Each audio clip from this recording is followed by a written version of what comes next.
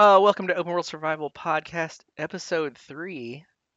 Do any of you recognize that console startup sound? I'm with KevDirect, Patty90X, and Godpile. I'm domognarigato. Uh, I don't think any of you had this console, but do you recognize that? Nope. I've got a no from Godpile. KevDirect is shaking his head. Um, I know Yeah. what it is, but I know We you know what it is. Thank you for putting it in the soundboard, Pat. But I will say, I don't recognize that sound because I had this console, but I don't think I had that version of this console. That was a Sega Saturn startup sound, but I don't believe that was the US Sega Saturn startup sound. Interesting. Oh, Okay. I have learned there are many iterations of the Saturn. Many where like Sega was contracting other tech companies to make specialized versions. So there's like a something called a V Saturn, there's a high Saturn, there's the US model, there's the Japanese standard model. I don't know which one that was, but uh, I'll figure out how to put things in the soundboard and I'll put the US version in because it was very nostalgic for me to find the Sega Saturn startup sound. The first console startup sound I experienced as a child. Um, but yeah, welcome to episode 3. As I've mentioned before, in open world survival games, a necessity is eating and drinking. And so I have a little food question this afternoon. And let me preface this. We've been playing some Project Zomboid, but prior to that, the four of us plus our friend Mystic played a whole lot of 7 Days to Die. And in 7 Days to Die, you got 5 people loading in. I think you all start with 1 can of chili and 1 glass of water. So early game, food can be an issue. If you can't find something to hunt, you're probably not growing anything early game. If you're not finding food in cabinets and whatnot, food can be an issue. So to combat that issue, I developed a strategy in 7 Days to Die, and I think you all remember this. I would eat a lot of uh, nasty, trashy, old sham sandwiches.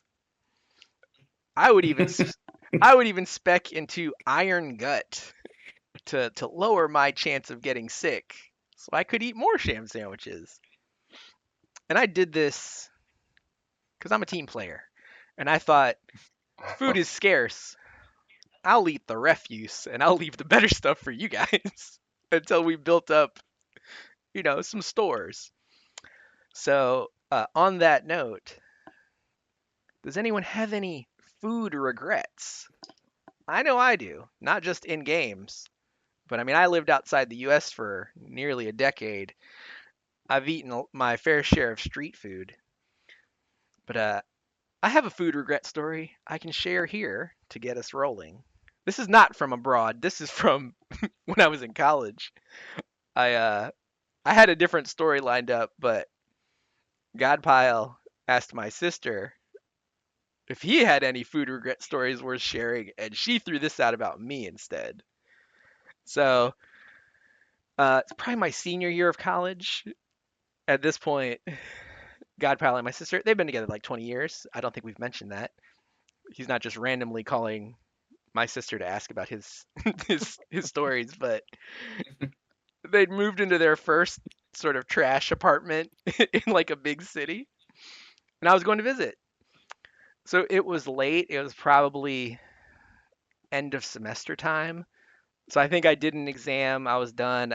I hit the road. I drove a couple hours. I get in. It's night. It's after dark. And I know, like, I think my sister still has something going on in the morning, maybe work, maybe a school thing. Godpile, I think you were already in bed because you had something going. You were probably having to go to work the next day. So I come in. I don't want to disturb. We're going to hang out over the weekend, but y'all are wrapping up your week. I go into the kitchen. I'm hungry. I want a snack before I get in bed. I've been on the road for a couple hours. I don't turn any lights on. I just go in the kitchen. I find some bread in the pantry. I grew up as a bread in the fridge kid, but Godpile, I knew you grew up as a bread in the pantry or bread box kid, which I Yep, mean, correct. it stays softer. I get it. Uh, Pitch black. It's dark. I don't turn any lights on. I get bread out of the pantry. I find some probably Kraft singles, and I'm like, I'm gonna eat a cheese sandwich and I'm gonna go lay down. I'm gonna, I'll see everybody in the morning. I make my cheese sandwich. I'm enjoying it. I take a bite and I'm like, oh, is this a sourdough? What kind of bread is this? This is some spice to this. This is good. This is good. I like this. I eat my sandwich. I go lay down. Get up the next morning, and now that it's daylight, everybody's awake. Uh, you know, I can see. I open up the pantry, and it wasn't a sourdough, guys. I take this bread out of the pantry, and it's green. And if you've seen 22 Jump Street, there's a scene with Channing Tatum where he has a realization. I'm sort of standing there holding this bag of bread, and if this would have been, edited and cinematic, it would have been like, look at the bread, look at my face, look at the bread. The wheels are turning, and then I realize I enjoyed a moldy bread cheese sandwich. And I mean, I think that's on par for you know, my admiration for the sham sandwiches, and I hope that you all understand me better for eating so much sham in 7 Days to Die. Oh, In Project Zomboid, also, I don't eat rotten food because you would definitely get sick, but I'll eat stale food. I'll chop it up. I'll put it in. I'll cook it up in some dishes.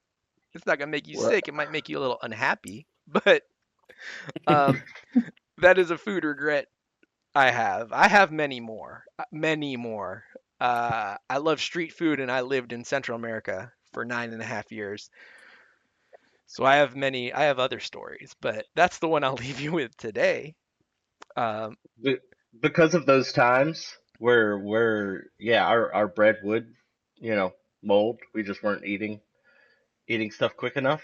Um, I still am pretty hardcore about checking to this okay. day, even though, you know, we kind of know now, like, hey, we're not going to need a full loaf this week, kind of a thing. You know, we're better at our purchasing now, but I still will check just because I've gone through the process of making a sandwich before, and then I'm about to take a bite and I see one little spot Ooh. of mold, and I'm just like, oh man. And then, you know, you gotta, like, do you just tear it off? Do you do you throw it away and remake the sandwich? Like, I've had that happen to me over the past few years, and it's a bummer. I mean, as a bread in the fridge person growing up, that's not a consideration. And I'm not. People make mistakes. I'm sure everybody's had a scenario where you bought something and it wasn't near expiration, and then all of a sudden it's bad. But I think the Yeah. more concerning thing is that I enjoyed it. Like I equated it to a sourdough. Like a sourdough has its flavor because of fermentation, right? This was just mold, and I was unfazed. I was like, just a sourdough? I think I considered making a second sandwich. Like, so, Kev, I know ooh. you've got a story from a foreign land. Godpile, I don't know if my sister came up with a story for you. Um, and Pat, I please, had anyone one jump from in. college that I remembered, but I Me wasn't. and Godpile might have the same one from college. So Ooh, okay. I'm curious because, okay, there is a group story. Was Kev there yeah, too? uh, Probably not. this was I think later on. Yeah, I probably wasn't there for that. Were you around for the apartment with Yeah, Yeah, the other yeah. He two? was. Yeah, because that's when it happened. yeah, but Is when and Mystic and the other two were living in the apartment up on the hill. right. I mean, I was there. I was at the apartment sometimes. But I think you guys were there a little bit more than I was. But yeah, no, go ahead. Maybe I was. Maybe it'll jog my memory. That is a Yeah. talking point for today. Unlocked memories. So yeah, let's see if we can jog Kev's. There you go. So, I mean, I can go ahead and see if we got the same one. So I have not lived outside of the country. I've not traveled outside of the country. So, and I've always been pretty safe in my eating habits. But yeah, this is probably the last one that I can remember is from college. And we went to a Mexican restaurant Mm. and an authentic, I don't know how authentic, but a more authentic than Taco Bell Mexican restaurant, and enjoyed some tacos and some beer and whatever else they had, and had some good times. And then later on that night, it was a good thing that I still lived in a dorm, Oh, and there was, I don't know, 10 toilets to choose from. Yeah. I did The not live in an apartment with 3 people, the and three people with one toilet, their night was oh, much worse than our night in the dorm. was it like that scene in Bridesmaids? Well, I uh, feel like we went back to the apartment, we had some more drinks, like the night went on. yeah, And then the night broke up. We headed back to the dorm. They, did whatever they did in the apartment, went to bed. And yeah, then, the two of us were alternating, even though we had multiple toilets. It was kind of like we were tagging each other in and out. they're passing Um, the hallway. All yeah, we right, pass in the hallway. We used to be like, oh man. And then the next morning, talking because we had different things, right, yeah. I think everybody had something different, which and was the so thing. Was like, we figured it was either like the salsa or the queso or something. yeah, Did everyone's something food like item that. have lettuce? Possible. Because I this don't is what I remember. learned living. Mine did, Okay, yeah. this is what I learned living abroad. Like things that are gonna make you sick. It's not really the things that are cooked because they're cooking the shit out of stuff usually. But if you get the vegetables, people always told me don't get the uh cabbage, like the slaw. They're like, don't get that. That's what makes you sick. So if everybody had the same, probably like shredded iceberg on their tacos and whatnot, that could have been it. Just FYI. Doesn't really matter. But the next day was just awful. Like the next 24 hours. I don't think we did anything that weekend after that. It was just No. So was that the same story, Godpile? Well, this I actually did not think of that one. The old battle axe. She brought up your spicy bread, uh, and another one of your stories, Dom. And then she reminded me of the night at college where all of us got sick. My first thought was, um, I went on I kind of had a kick where I was buying the big jugs of Hawaiian Punch, I believe. Mm. mm, I don't think it was High C. I think it was Hawaiian Punch. And like each week I would get a different flavor. And that would kind of get me through the week. I'd have, a couple of them, a couple cups of it a day probably. And I didn't put together that I thought there was something wrong with me. I thought I was sick for weeks because of, let's be adults here, my poopies. My my my poops were whatever the color of the Hawaiian Punch that week, Oh. and I did not equate. I didn't figure that out until like the third week. So there was a week where they were greenish. There was a week where they were bluish, and then the week where they were reddish is where I was like, I'm dying. This is. I'm definitely dying, and I didn't tell anybody because I've they got were an like, ulcer. Yeah, because they would be like, "Well, go to the doctor, dude," and I didn't want to go to the doctor, so I didn't tell anyone this was going on. So for like 3 weeks, I thought I was sick, even though I felt fine. But then My, that third week, and they were my, red, and I was like, "Oh, this is official. I'm dead. I'm on death's door." And it finally occurred to me, like, wait, I had a week where I drank green Hawaiian Punch. I had a week where I drank blue, and then right now, I'm drinking red. And I was like, it's a Hawaiian Punch, you idiot. That's what it was. They were dying my bowel movements. dying in a different sense. Yes. Yes. Bingo. and and Kev, I know you've got a story from a deployment. So Ooh, yeah. No. So, yeah, my first deployment over to Iraq, and just to provide some context, um, the outpost we were at had four basically porta-johns that were constructed out of wood, and they instead of the like barrels that you would slip in underneath the seat, which would then be collected and then burned at a separate location, we didn't have enough room in our outposts because the smoke, the acrid smoke, would be poisonous if it ever got into a contained space. So what we were given was we had these bags basically filled with like kitty litter. And you would take them, you would open them up, you would slip them over the seat, and that's what you would do your business in.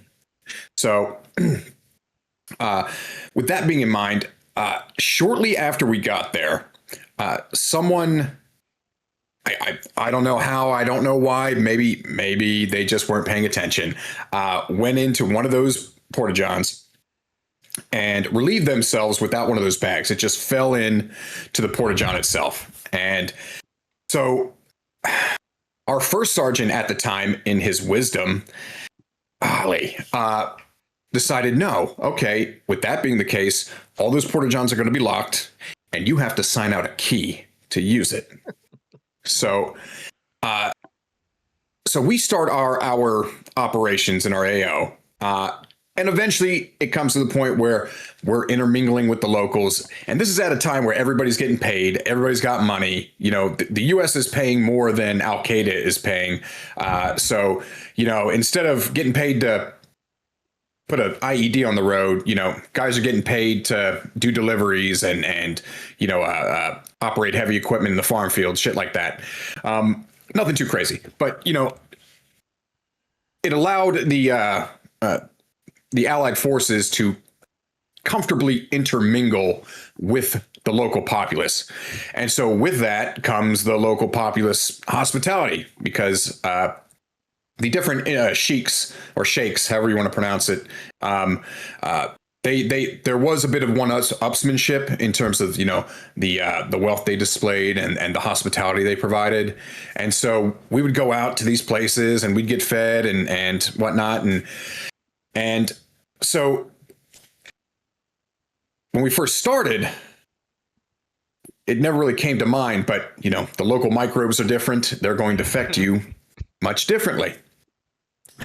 And it just so happened that we had gone to a sheikh's house, and it was just my platoon. And I don't know why, I don't remember why it was just us, but it was like a quick check-in, a quick chat, and then we headed back. But since we were there, had to provide the hospitality. So ate the local food, drank the local tea, drank the local water, all that fun stuff. And you can pretty much guess what's about to happen. But here's the cherry on the cake. So it is roughly something like 11:30 at night, maybe around midnight. And I'm on guard duty. And it just hits me like I have to go, and I have to go yesterday. So I radio in and let them know the situation. They say, okay, we're going to send a temporary relief. Hold on. So I hold on for dear life. And I mean, I fought tooth and nail to keep from going. And about 5 minutes later, somebody showed up. I run to these porta-johns. Now, I opened the story with the first sergeant mandating that those porta johns be locked and you have to sign out a key. But because we were out, and because once I got back, I basically had to go on guard duty. Nobody told us.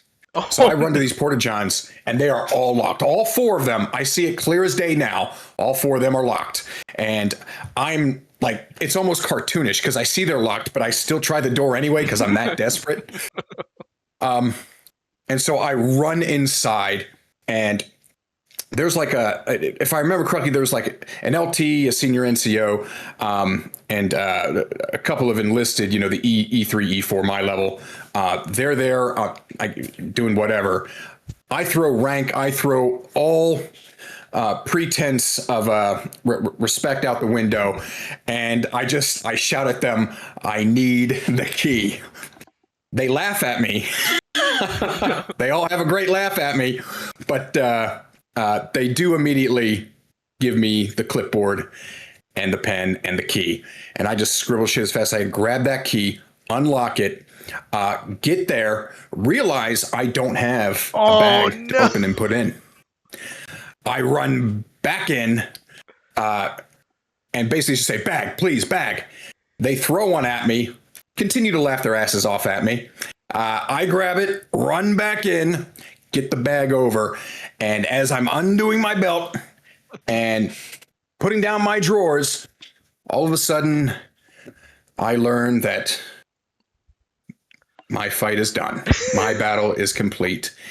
And it goes everywhere in that porta john, including on me. I managed to get some of it in the bag, but it goes everywhere else. So you made it, but you didn't make it. Oh, I didn't make it. God. So Jackson here's Pollock. here's the kicker. I was on guard duty, and I was temporarily relieved. So I had to go back on guard duty with my duty drawers, but also I didn't have time to clean that porta john. So the first sergeant came out in the morning, and it was still covered in shit. And he gets pissed. Obviously, I get drug out. I explain what happened, and I'm actually kind of ticked off about it. So there's no, pretense of apology inside me. Apology be damned, because that was stupid what he did to begin with. And the guy got relieved later because he was a fucking idiot. But what ended up happening is it took my accident for him to take off the goddamn locks off the porta johns. And that never happened again, all because of my sacrifice. We thank you for your service to this nation. Yeah, bud. You are appreciated. So that's my big food story. No, I mean, and I some core memories are just locked in, and I remember those events like they happened yesterday. I mean, I remember the smells and the sensations. That's how bad it was. Oh my God. So hopefully never again. But that's mine. I feel so bad for you that you just described that as a core memory. Like, man, everything I can remember about it. Absolutely everything. Did those guys know that you didn't have a bag, like when you ran out of there? Right. Or were they like, oh, he's going to be back? I don't believe they did. Because what happened was when the first sergeant put those locks on the porta johns, he told the rest of the company to carry a bag on their person. Gotcha. And it's just, we got back, we weren't informed of any of this. Yeah. And it was sort of the confluence of factors that led to the literal shitstorm that I found myself in the middle of. Man. Yeah. Well, we got a couple of heroes. What Kev did for his boys to get those locks removed. What Dom does eating those sham sandwiches for us. Dom's a total bro, Dom. Thank you. I think I get a little rush to, like, because when I'm eating those sandwiches before I get a couple points in Iron Gut, Get a I'm always rush. like, yeah, it's always like, ooh, roll the dice, baby. Like, because I think little it's bit of like, a little bit of gambling going on. yeah. Because I forget the Yeah. percentage when you have no points in Iron Gut, but I I'm think like, it's ooh, 25%. yeah, I think it's 25. So it's like, oh, 1 in 4, 3 out of 4 chance. I'm gonna be all right. But it seems way worse. It seems like a 3 out of 4 chance I'm gonna get the the doo doo icon on 7 days. So, Yeah. but Well, thanks for sharing your stories. That's the food portion. We have we have satisfied our need for sustenance in open world survival, so we can move on to the main topic now. Already touched on slightly. Uh, Kev said described that as a core memory. But the main podcast or the main topic I had for the podcast today was not core memories, but do you guys have any unlocked memories from either listening to or being on the podcast? Because I know I do. We have mentioned a lot of games, especially in the first 2 episodes. Not as many games in episode 2. Episode 0, episode 1, lots of games were mentioned, and it kind of made me like wonder how I forgot some games that I, one, put a lot of time into, and two, really enjoyed. We were limiting ourselves to the types of games we were mentioning in episode 0 and episode 1, but 2 or 3 games really stuck out to me as like I had a realization. The memories were unlocked. And I will also, uh, after I mention my 3 that I have on here, uh, I'll mention some like popular franchises that we have not mentioned at all. And we were sort of talking about more like niche games and then just games we thought would be fun to be on an advent calendar. But I'm still surprised. I feel like these games have not come up a single time in any episode. So, unlocked memories about games. The first one I have is, and I know Godpile likes this game, Driver. Did you guys ever play Driver? You are the wheelman, because Hmm. I think I even played that before I ever played Grand Theft Auto, and it got me into like, well, no, I played Grand Theft Auto 2 prior, but that's a very different experience.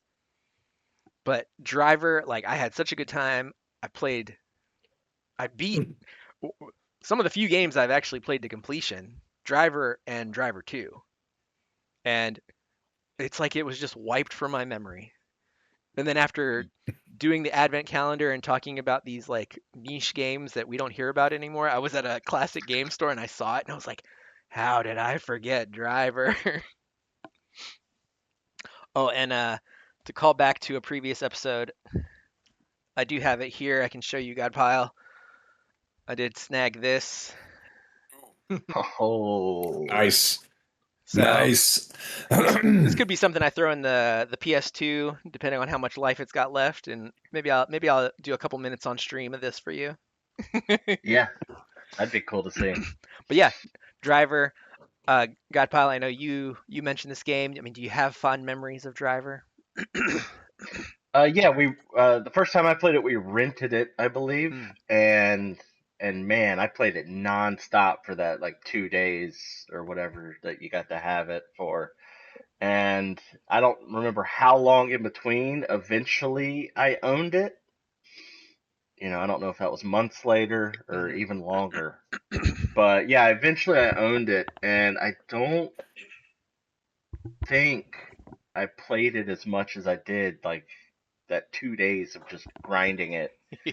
Um, but yeah, I do remember just being blown away by it. I thought, like these are the best graphics ever. They're never gonna top this.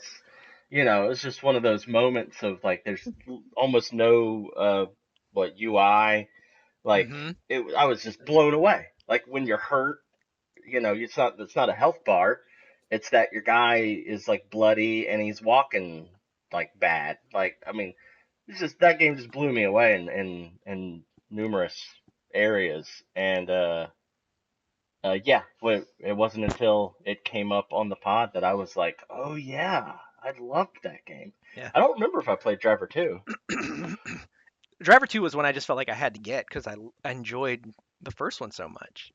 And I'm glad you Yeah, brought up maybe, renting. Go ahead. yeah, maybe I didn't own Driver. Maybe I rented Driver, and then when Driver 2 came out, Mm. that's the one I owned. Maybe that's what happened, and then See, I just didn't play it much. see, this is getting into something else I've got on my list. Like, I'll get to it in a second, but remembering things incorrectly, which has been discussed here. God. But you brought up renting, and I mentioned that like I was not part of a family that rented games, and Hmm. then I've learned, in a sense, like renting and renting culture in the U.S. really changed games because I've brought up Street Fighter, or excuse me, Streets of Rage 3, and Streets of Rage 3 in Japan is different than Streets of Rage 3 here in the US because when it came to the US, they were like, "Ooh, we can cash in on this more by making people rent it multiple times." So they cranked the difficulty up.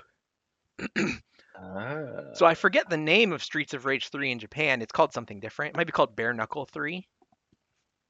But yeah, once they brought it to the US, like the normal difficulty on the Japanese version is easy on the US version. So then hard is normal, and hard on the US version is like insane, like super hard. And that was to try to ensure that people couldn't beat it on a single rental. So they'd have to rent it Yeah. multiple times. And I didn't know, like, not that I would call that the first microtransaction, but that's sort of like the same concept of like, yeah, how can we get them to put in that money more than once to get this? But yeah, that Yeah. was just interesting to me. Get video stores to buy more copies because it's being rented more often. Right. Huh. So having not rented games as a kid or ever really, I was just unaware of this. Um, but yeah, uh, so I can get to my example of remembering things wrong with my next point. Another game, the second game I have on my list that like I put time into this game and I liked this game a lot, and it was different than any other game I've played, I'd say. But have any of you even heard of the game Vagrant Story? Yes. Oh, you're a Vagrant Yeah. Story fan. Yeah. Okay, Kev. Okay. Got pile Pat. I've heard of it, but I don't think I ever played it. I've actually got Pat. Do you I know this game? don't. I'm looking it up to see if there's anything that triggers a memory for me. I've I did download a screenshot or the cover, so I'm putting that in the Discord. But this is the box art, and um, yeah, So, yeah, like I mentioned, I got into RPGs starting with Final Fantasy VIII, the turn-based RPG.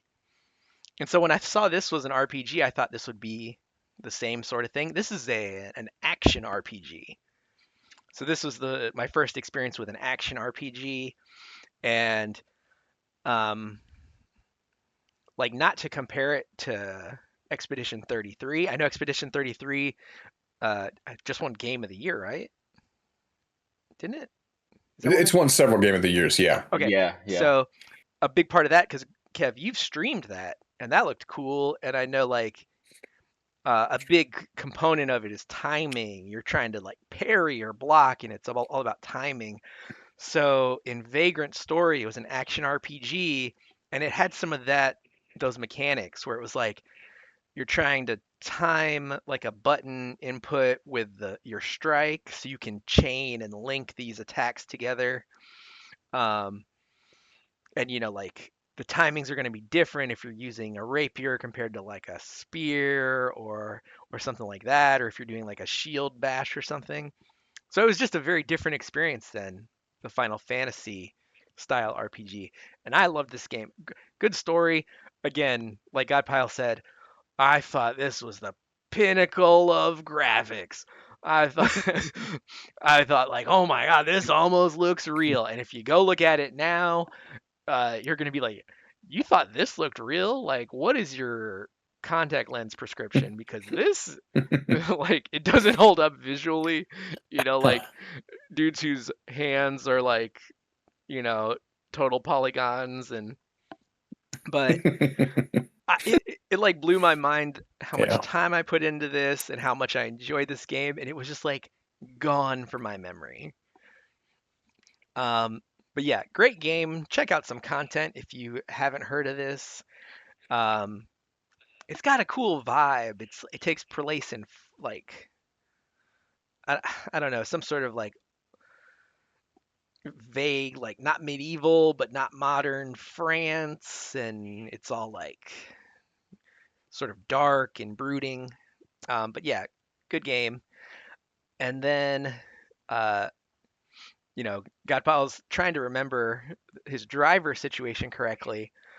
Um, this third game, this is the last game I've got. Another example of how I don't remember things correctly anymore. I got the total Seinfeld soup Nazi situation wrong in a previous episode. Um, but I, I couldn't even remember the title of this game correctly. And I don't know if it was just because I was a dumb kid and I didn't read well, but it's a game for the Sega Saturn. So I doubt any of you have played this, but it was called Panzer Dragoon. And I swear for forever, Yeah. I swore that it was called Panzer Dragon. And I don't know if in my mind I just assumed Dragoon was the same thing as Dragon, but I played 1 and 2, and I think there were some like additional sequels or prequels or remakes years later on other consoles. But it's another game I played the hell out of, and prior to the podcast, had no memory. Like those memories were, deep, locked somewhere. But yeah, another example. I just remembered it wrong. Like, um, but yeah, 3 games. It's nice and nostalgic to have those memories unlocked now. I kind of want to like. I really don't want to get deep into uh like playing Vagrant Story again because I feel like it's a big commitment. But I'd like to watch some content because that's a game I never beat. I never finished. I'd like to see how it ends. Yeah. And I then, don't think I've ever seen those Panzer Dragoon games. oh, did you look them up? Yeah, I think Yeah.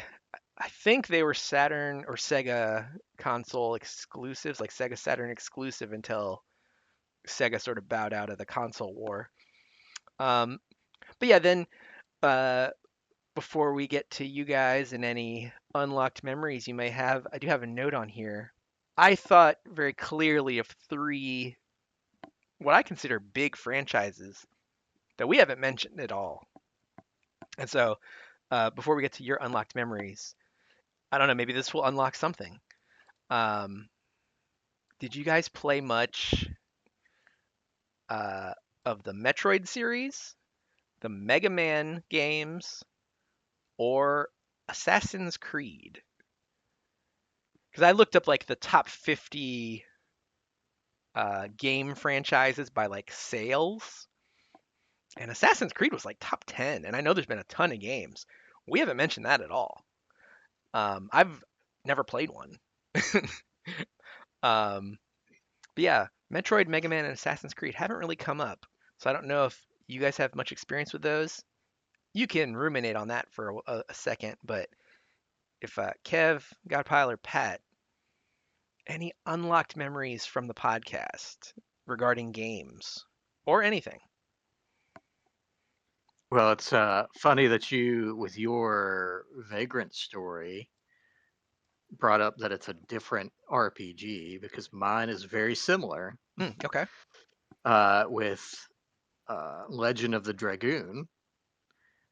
Bringing that word in here Oh, again. yeah, yeah, yeah, yeah, yeah, yeah, yeah.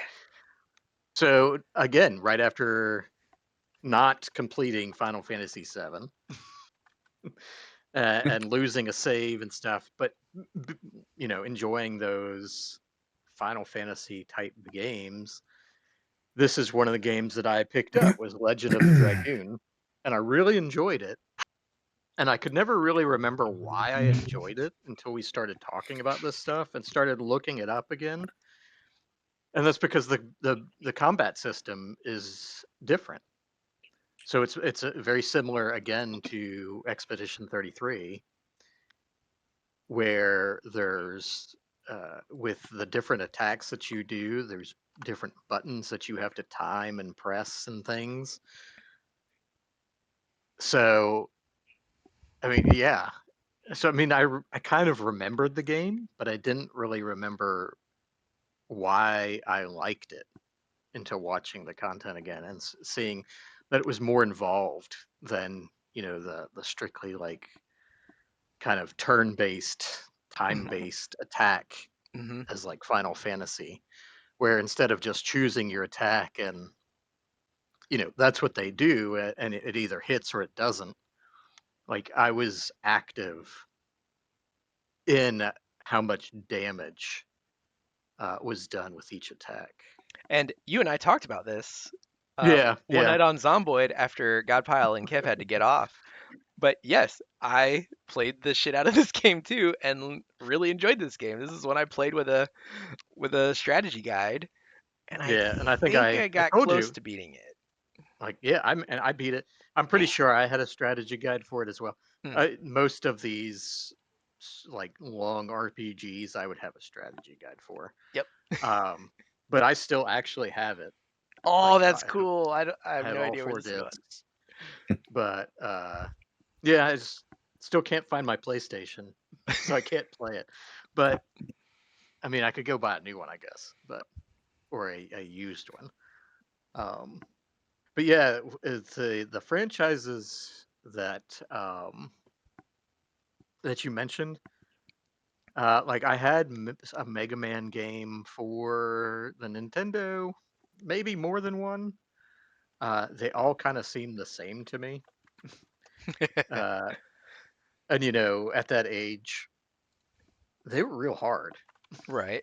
They're they're real difficult games.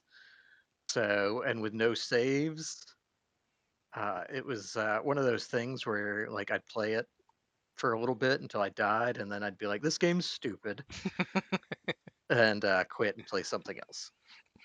I did But borrow Mega Man Legends from a friend, and that's the only Mega Man game I've ever played was on PlayStation, the like 3D Mega Man.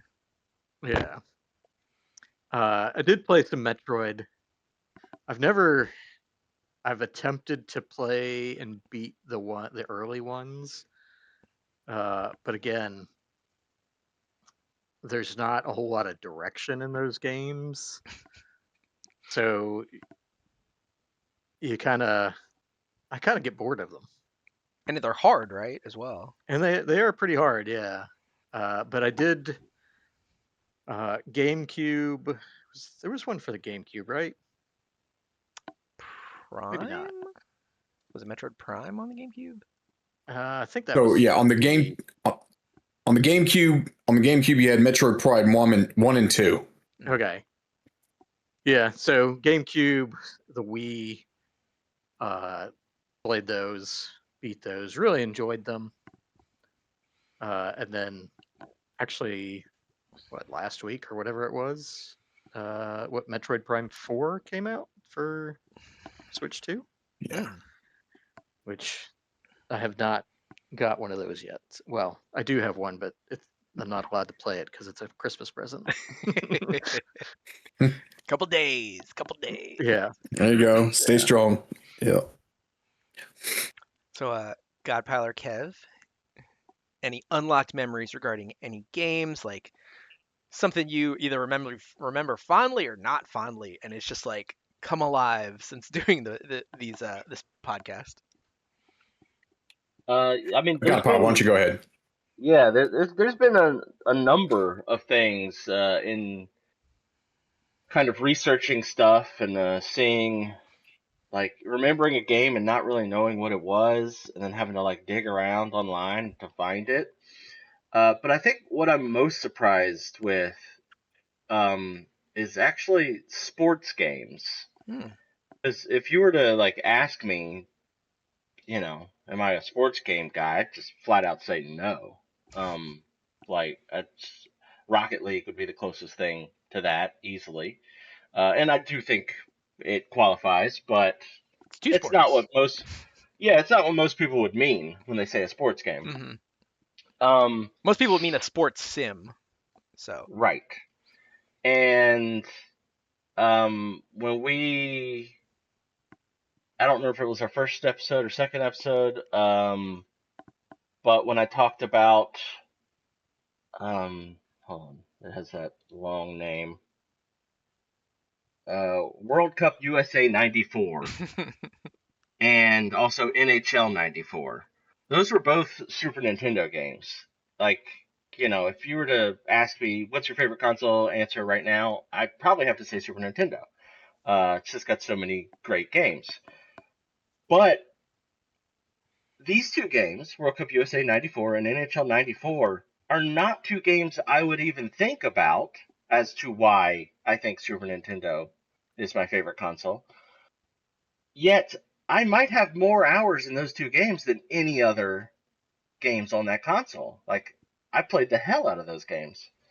Um, and so, in doing these pods and kind of just thinking about other games, I think in one episode I briefly mentioned a UFC game, an early UFC game for I think PS1. Um, and like I really kind of completely forgot I played any UFC games, which then got me thinking I had 2 or 3 boxing games for PS1 as well. I played a lot of boxing games too. Fight Night. Fight Night. I don't even. I think so, but I don't really remember. I'm headed back home for the holidays this week, so I plan on kind of looking through because I think we still have almost everything at my parents' house, and taking some photos of the game collection so that I can just remember what I had, what I played. But I think I'm most surprised with really how many sports games I did play. And granted, it's not the traditional MLB, NBA, NHL, FIFA. It's not really any of those. But the outliers, I've played a lot. And I guess Hmm. also wrestling games. I've played a lot of wrestling games too. Um, And so I think, yeah, just in these episodes that we've done, kind of realizing like, wow, I have a lot of hours in sports games, even though I would never consider myself a sports game guy. There's some inherent like replay value in sports games because like every match, every game is going to be different, and so Yep, like I think that's what always kept me coming back. You yep. know, to uh, mention something I've got going on Twitch is I started EAFC 26. I started a career mode, and I sort of started begrudgingly because like those games elevate my heart rate. Like if you were Uh, in the stream one of the last 2 days, you know. I joked if I get like the use of points at some point, one of my things is going to be heart rate check because I was at like 108 in the last couple minutes of a game once yesterday. But yeah, like the replayability is just like I sort of do the same process on every FIFA EAFC game over the last 10 years, but it's always different. So, yep. Yeah, and that's why I had so many hours in those two Super Nintendo games is because when I am mad at whatever other game because I'm bad at games and I can't get far, I would end up back on one of those because even though it's always different, you get better at it the more mhm. you play it. And so what I didn't do in those other games, get better, I was getting better at these games. And so it got to the point on the NHL '94, World Cup USA '94. Um, I found all like the little sweet spots, the stuff where you could score from, so I got really good at those games and would just absolutely blow out other teams. And so that was always like, yeah, I'm not bad at games. Look at me. Look at me winning by double digits in soccer. I'm pretty good at this. As far as Metroid goes, I think maybe I played one of the early ones on NES. Never, wasn't into it. Um, I don't think I've ever touched an Assassin's Creed game. I Hmm. remember wanting the pirate one because it looks so cool, Ooh, but Black I don't think. Flag.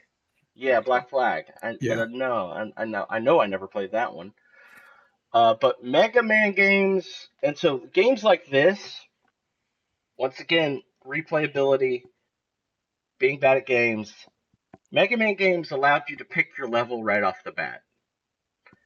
And so that gave it so much more replayability because I wasn't just getting my butt kicked on level 1 or level 2. I'm getting my butt kicked on 8 different levels anytime. So that would bring me back to them because of that. So Like, you could do them in any order.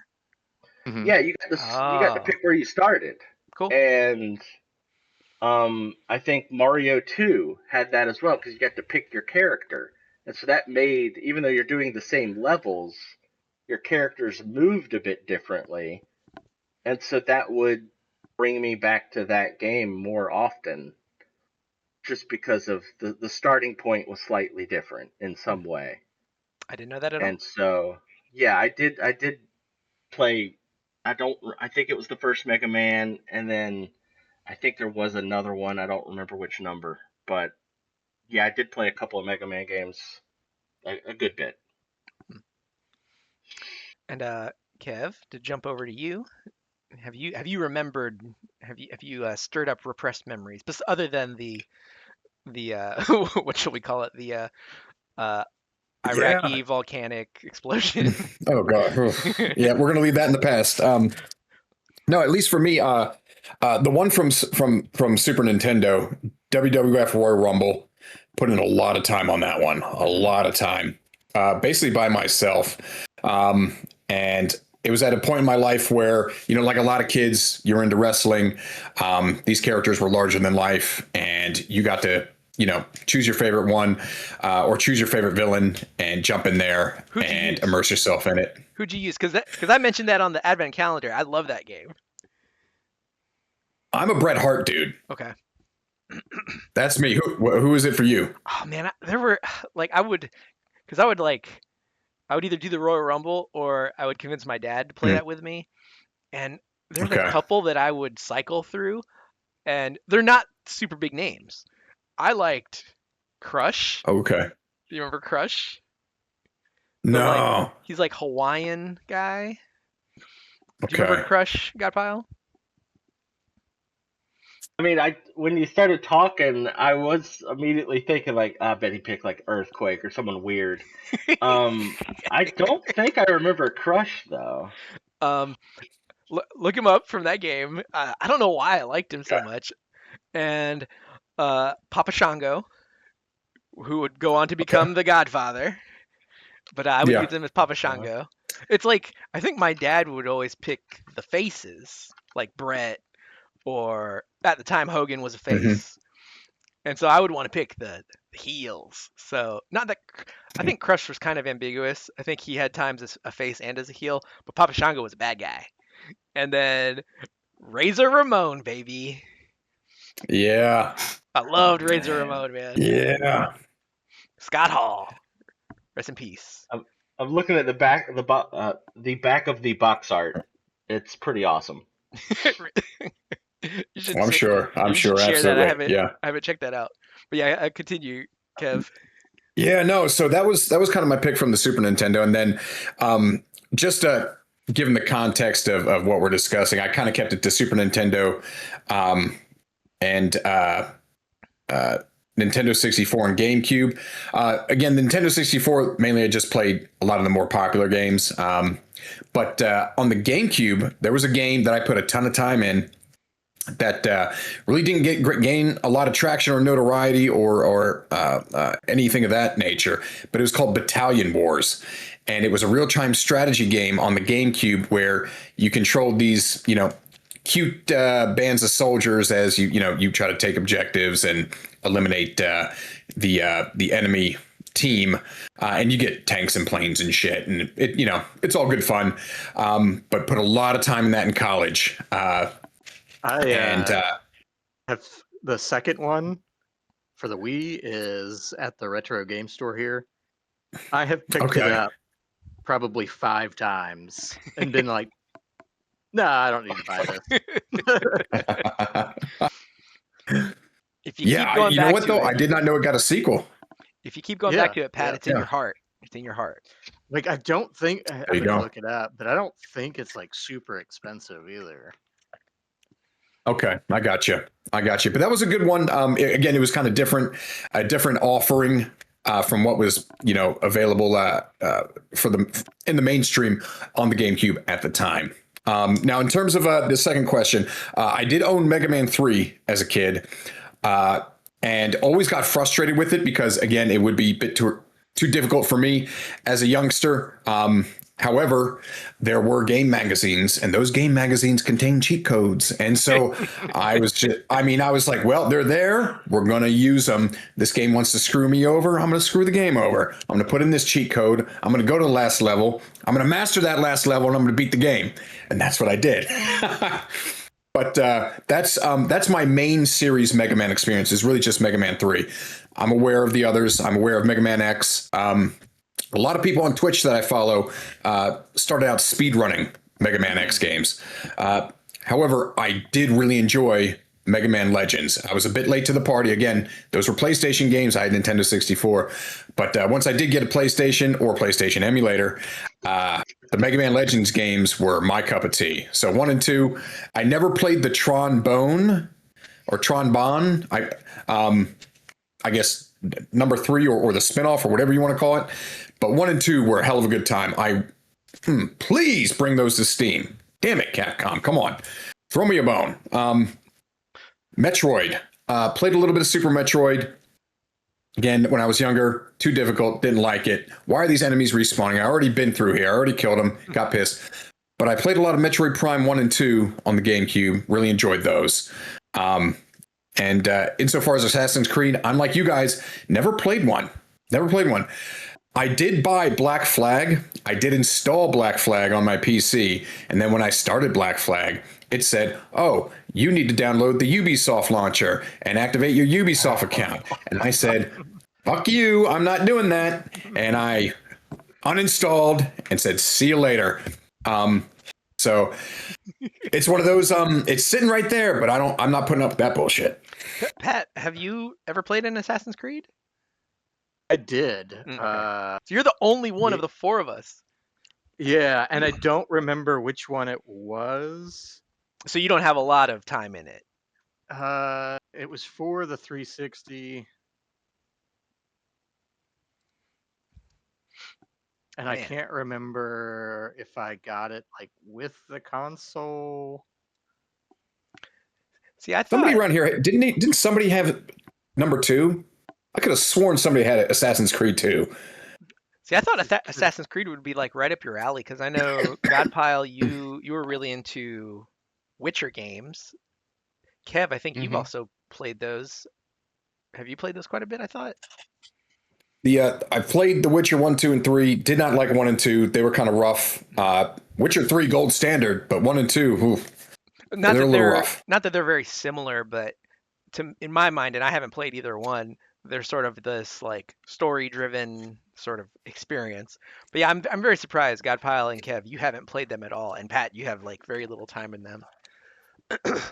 And Godpile, I'm loving these. I'm loving these Royal Rumble screenshots you're sharing. This is super nostalgic right now.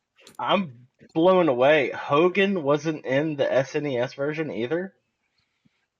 And did these come out just at that like a point where Ric Flair was in the WWF?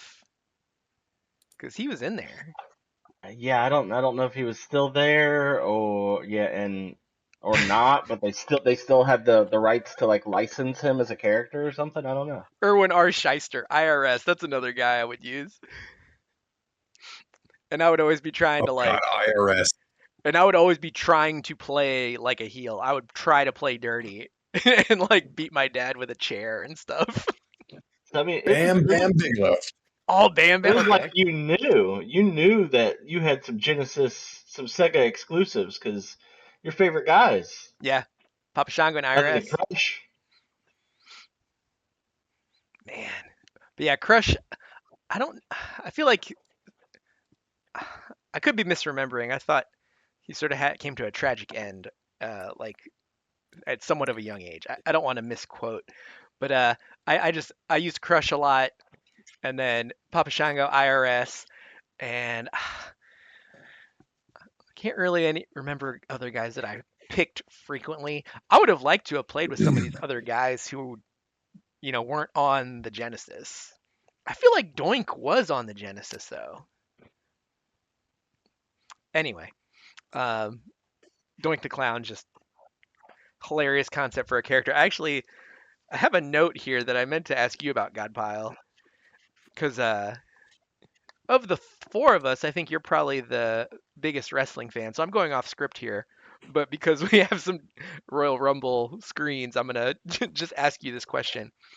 Um, I know you're a big Orange Cassidy fan. Uh, have you heard of Mr. Iguana? I don't think so. So we can discuss that more on a future episode, but I think it was like a WWE highlight that came through my algorithm, and I was like, "What the hell is this?" And there's a character named Mr. Iguana, and I think you should check him out, and we can discuss that a little more on a future episode. Uh, All right. there is one more topic to get to. We're right at about an hour, coming up on an hour, but I do want to get to this topic um, because I feel like my answer to this question might draw a lot of criticism. Could be a hot take Mm. from me. So Uh-oh. Let a rip. this is a segment that maybe will repeat, but I'm calling this like a tribute segment. So I was listening to another podcast, and this question came up, and I was like, I want to copy that question. So this is a tribute. In the same way that there are cover bands and tribute bands. I like in my regular Uh, job. In my okay. regular job, I work with some talented folks, and so one of my coworkers is in a tribute band, a Fleetwood Mac tribute band, and they're really good. And then another one of my coworkers, her husband is in a band, and he does original music, but he'll also do some covers. So I thought, like, are musicians the only one who can cover something? And I think I brought up a skit idea I had where somebody was a tribute comedian. So they're not doing someone else's jokes and claiming them as their own. The skit would be like they're saying, "I'm doing so and so's material," and so they're just a tribute comedian. But the skit idea is they would, cover a comedian's work, but nobody would be laughing because that comedian's not actually funny at all. Um, so that gave me the idea to just, you know, tribute segments from other podcasts. This wasn't really a segment on Yeah. another podcast. It was just a question that came up, and I thought it was funny because I knew I had an answer to this that might be a hot take. So, uh, and I'll name the podcast. I listen to it. I enjoy it. It's called Regulation Podcast. But a question came up: what's the most boomer way that you use tech? Meaning, maybe you use technology in a suboptimal way, just because you don't like the best way to do things. And the example someone gave on regulation was they don't use shift to capitalize. They're a caps lock capitalizer. And so like and someone else is like, "Yeah, I knew you were because you typed something and I could tell you were also looking down at your keyboard because the first letter was lowercase and the next three words were all caps." And so he's like, "You got me. I'm a caps lock capitalizer." Um, and also like just a real life example. I work with somebody who on their work laptop uh, doesn't use the mouse they were given, like the wireless mouse that goes with their work laptop. They prefer the trackpad to a mouse. They're a monster. Oh, that's what I would Call say. the police. And Fire them. and they even mentioned how like at other jobs they've had a laptop with the red button thing that moves the mouse Oh around. no. And I'm just like, Wow. On the ThinkPads. yeah, because we got ThinkPads at Wow. this job. We don't have the red thing. I think has that just been phased out? But Probably Yeah. because it's awful. yeah, It's too OP. but they mentioned that they didn't mind the red thing, but they prefer using the trackpad and they're scrolling with their fingers instead of using the mouse. And I was just like, am I working? I thought I was a psychopath in the office. It could be you, like, but my boomer thing, and maybe this is just as bad as that. Maybe you three will will pull out the torches and pitchforks right now.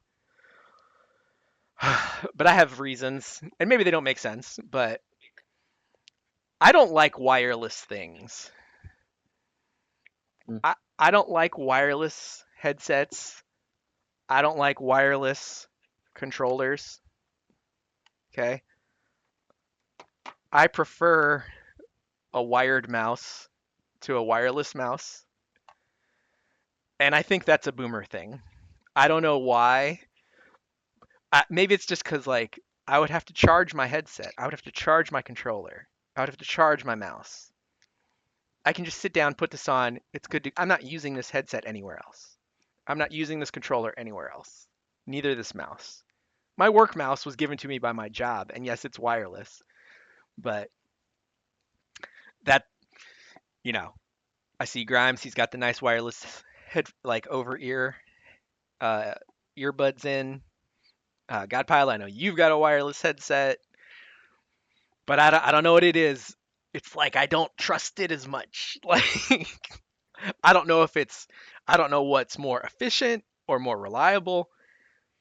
But with these things, I like the wires. I want to know that like as long as this bad boy's plugged in, I'm good. And that's my boomer tech thing. I feel like you're firing shots at me just because my headset dies sometimes. I didn't need to take any strays. I'm not criticizing anyone else's use of wireless things. You know, uh, Kev, you got up before we started, went and did something, didn't have to take your headset off. I do have to be careful when I stand up at my desk that I don't trip.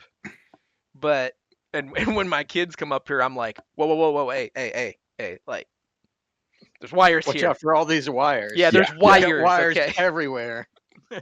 there are. Like, if I could show you the entire desk setup, now that the PS2 Slim is on the desk through the AV to HDMI into the Elgato, it's like the wires aren't just behind the computer, they're across the desk now. Hold on, Mr. Boomer. Are you still gaming and computing on the Dominator setup, or Oh, no, did you no, get a no, real no, desk? no. It's much better. I think Wait, is it much better in a Dominator way, no, or no, did you no. get a real desk? It's a real desk. It's a large desk. Okay. It's decorated. I have So decor. it's better Got on his back. yes. That's what's better about it. I can stretch my legs out under the desk so that I'm not just creating a hamstring cramp, which probably led to my weightlifting injury a year and 3 months ago. So I'm good now. I've rehabbed.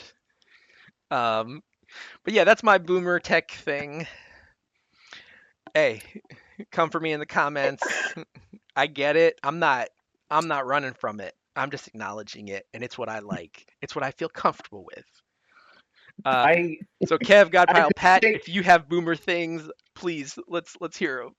well, I think we all need to take shots at you first. Okay. And I'm the youngest one in the group. I'm the youngest one in the group, and if this is the most boomer thing, then it's like that you know Spotify age thing wasn't wrong. I forgot to look at mine. I got 10 years older than I actually am. I wonder what I would get. Mine was Um, exactly my age. Oh, okay. This feeds into my boomer thing. I don't use Spotify. or Apple Ooh. iTunes or any of those music services. I go into YouTube and I save my music to the watch later playlist, and that's my playlist on YouTube. I don't use any of those services, and I never You have. should make And a playlist instead of using the watch later. If you were no, but really it's all right bored, there. I mean, you would have CDs, True. So okay, well Very true. which I let's still all, do, and I I was gonna say still. let's all pile on here because mine was music related. Because I couldn't really come up with anything because I'm sure there is like some small stupid thing I do that makes no sense, but I couldn't think of anything. And so mine was music related as well. I buy music still. Mm. I'm that monster that I guess is still supporting record labels because I try and buy music. I do also use YouTube for music as well. I've never subscribed to Spotify. I used iTunes back in college, uh, like because I was the forefront of podcasting and all that stuff. I was interested in all that. Only took us 17 years to get into it. Yeah.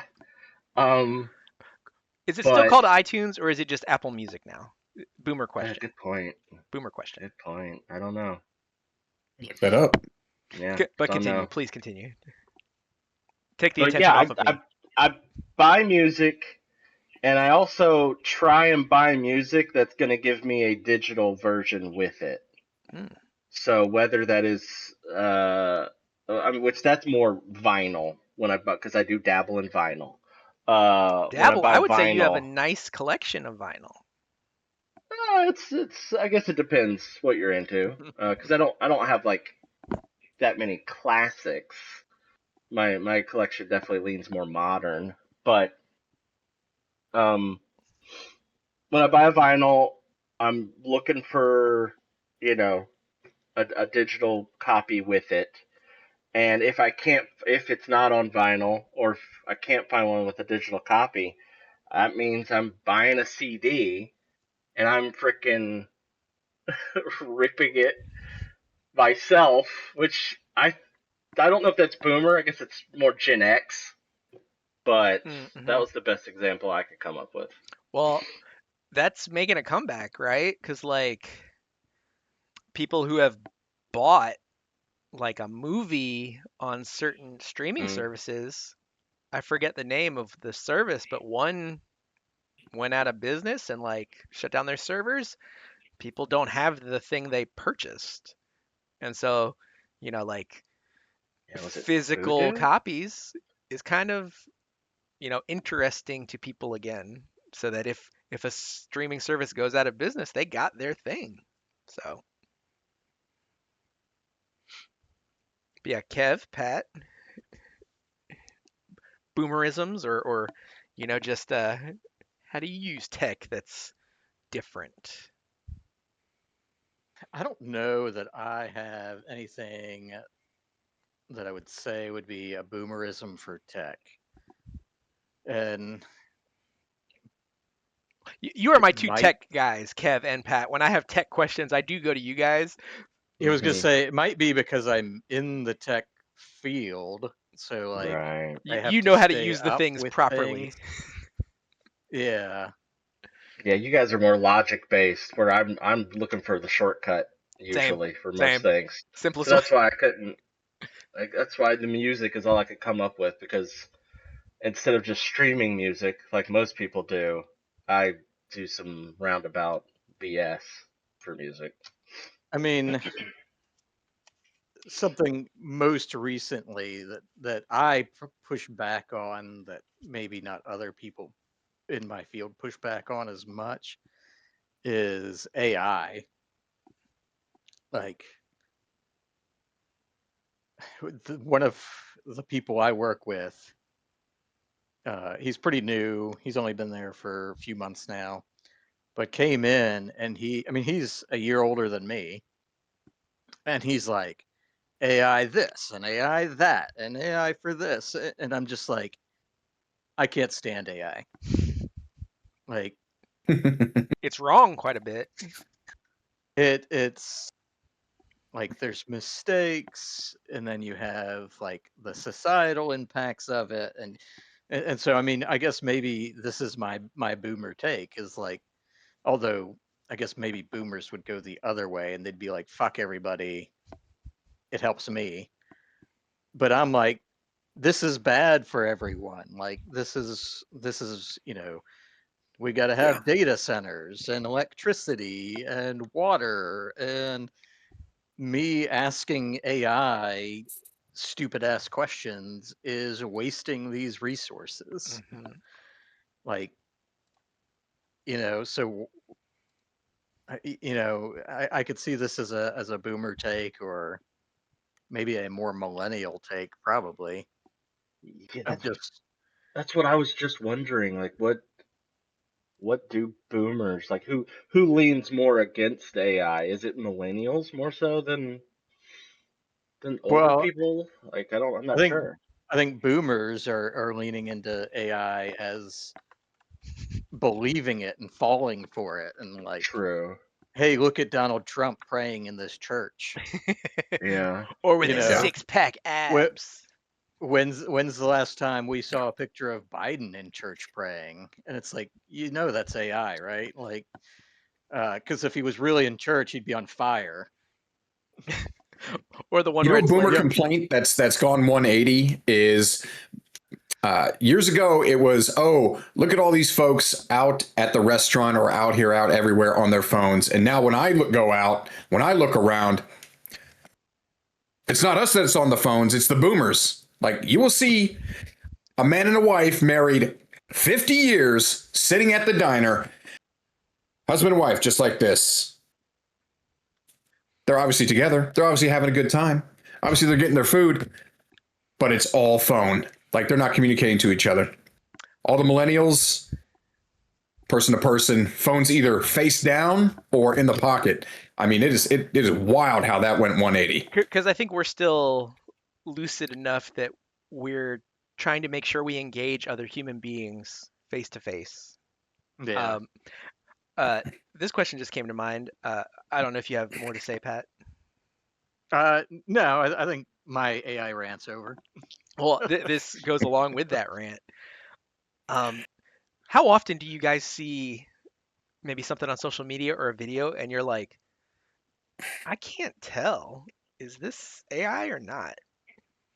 Because I really had that moment just this morning. It was a reel of like three phones that were all on like AI clients, and like I guess it looked like a video where someone was trying to get AIs to talk to each other, and then the AIs realized they were AIs, and then they started communicating in a like a coded language. It like asked, "Hey, do you want to speak in something else?" And I was like, because Uh, it's not human th- faces or hands or features. It's just Hmm. phones with like you know colored screens where they're kind of like communicating. And I was like, this could be fake, but I also can't tell with 100% certainty because it's not you know it, it's not complicated enough that this AI video generator messed it up, you know. So it could be real, it could not be real, and I was just like, I don't know. yeah. I mean, I wouldn't. It is definitely getting much harder to identify what videos are using AI and all that stuff. But now, most of the time, I'm just like, this is fake. I don't care if this is real people recording this. This is fake. Hmm. It's just whatever. Um, and yeah, so I don't know. Like, and that's my thing is like, obviously with this administration, they are deregulating AI. And this is something that I've talked about before is like, this is going to screw us over for everything. Like, you're never going to know what's real and what's fake unless you have that regulation where like videos generated by AI have to include some kind of watermark Watermark, yeah. or digital code that identifies it as being AI generated and not real.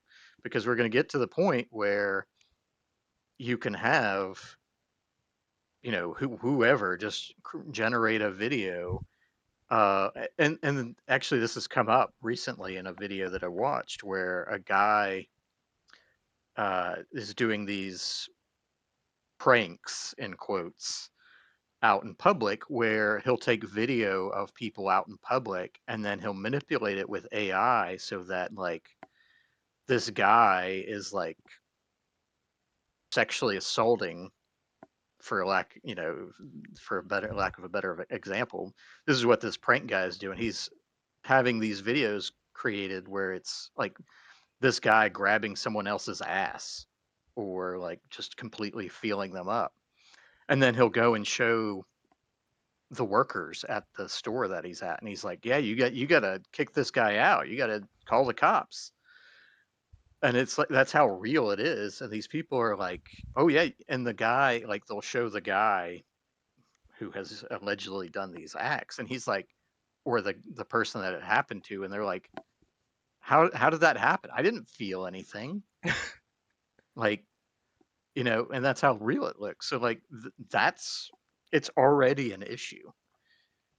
I've never heard of this. This is insane. Like, I mean, I feel like a lot of prank videos are kind of already like super cringe because like they're not funny pranks, they're mean pranks. And that's a prank that could get somebody arrested. Like, Right. Yeah. hmm, And yeah, so I mean, how long until somebody is manipulating evidence, and it's probably already happening actually, Hmm. manipulating evidence, or you have some automated AI system that does it on its own and manipulates the Hmm. evidence without ever being asked to or anybody realizing that it is. There was that photo going around that they were claiming was from the Epstein files. Um, and luckily people started pointing out pretty quick. I'm sure it had already spread to multiple places before I saw it on Reddit, but luckily people in the comments were pointing out like why are we only seeing the photo and not the actual file that the photo is like from? We're not seeing the page. We're seeing just this photo. And then Hmm. people, were trying to reverse image search it and just trying to figure out where this came from. And most likely that was an AI generated photo of Trump with you know, a young female, but the young female's blacked out. Right. Um, and so there's a good chance that that was just AI generated, and people are already just trying to muddy the waters so hmm. that you can't believe these files. Yeah, Yeah, yeah, if there's one and I'm not faked saying that. image, if there's one faked image, then you could say like in the Mm-hmm. future, if real images come out, people could be like, well, you never know, Yep. Yeah, creating and plausible like not, deniability. and this goes for both sides. It's not just Republicans are going to use this for evil, or it's both sides are going to use it for their advantage, or just people in general are going to use it to their advantage. And with the deregulation, and it's funny because like one of the things that I've always like since we've gotten to this age of AI, and I saw that JGL, Joseph Gordon-Levitt, recently came out and he said, "Why doesn't AI have to follow? Why don't these AI companies have to follow the law?" Yeah. Yeah. And that's something I've always wondered is like, okay, the rest of us have to follow the law, and we can't, rip other people's pieces of work off and things like that, but all these AI companies are allowed to use all these pieces of art and whatever to train their AI without, you know, No compensation. yeah, no No compensation. regulation. And no regulation. How do you compensate somebody for using their work to train a generative AI? Like, that's not something that they're going to lose. Like, it's going to be there forever, and they're going to use that to do their generative AI things. Like, I don't know. I've always been a fan of JGL. Um, but yeah, on that note, that got dark quick, guys. Um, we As should wrap AI this tends up. to do. What's up? I said, as an AI tends to do. Oh yeah. Oh, that's a whole nother rabbit hole we could go down. But yeah, we should wrap this up. Um, yeah, so that was episode 3, Open World Survival Podcast. We tried cams today. Yeah, a couple of us did. Um, we'll keep trying things and see what sticks. Again, if you sat with us for nearly an hour and a half and listened to this, see professional help. What's going on with you? What's wrong? But we thank you nonetheless. Um, uh, KevDirect is on Twitch at KevDirect and on YouTube also at KevDirect. Um, you just finished up Dead Space 3 and the DLC. I'm not sure what you Yeah. got planned next. If you got anything specific planned. We're gonna do Life is Strange 2. Life is Strange 2. I enjoyed Life is Strange, the first one. Um, Oh yeah, I haven't really ever played a game of that style, and I enjoyed it. Um, I'm it's a on good time. I'm on Twitch at domognarigato and also on YouTube at the same domognarigato.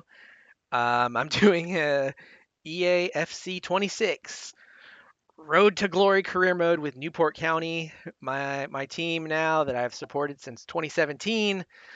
It's a bad year for them in real life, so I've unretired from that game to do one more career mode, possibly one more career mode with them. If they're not on the next game, that's because they have been relegated from the football league, and you know that was sad to me. So here I am yet again. Oh, I was out and I've been pulled back in. Um, but yeah, I'm Domo Arigato with KevDirect, Patty90X, and Godpile. Um, leave a comment. Uh, has listening to any of this unlocked memories for you? Um, what are your thoughts about AI and all that? Do you have a food horror story? Do you like the taste of mold? Yeah. I didn't know I did, and then I did. How do you feel about wired devices? You know, leave us a comment. Do you have boomer tendencies when it comes to tech or anything? Even if you're not a boomer, do you use things in a suboptimal way because you just like to? But yeah, thanks for hanging out. Thanks for listening. This is Open World Survival Podcast, episode 3. Have a good one, guys. Later. See ya.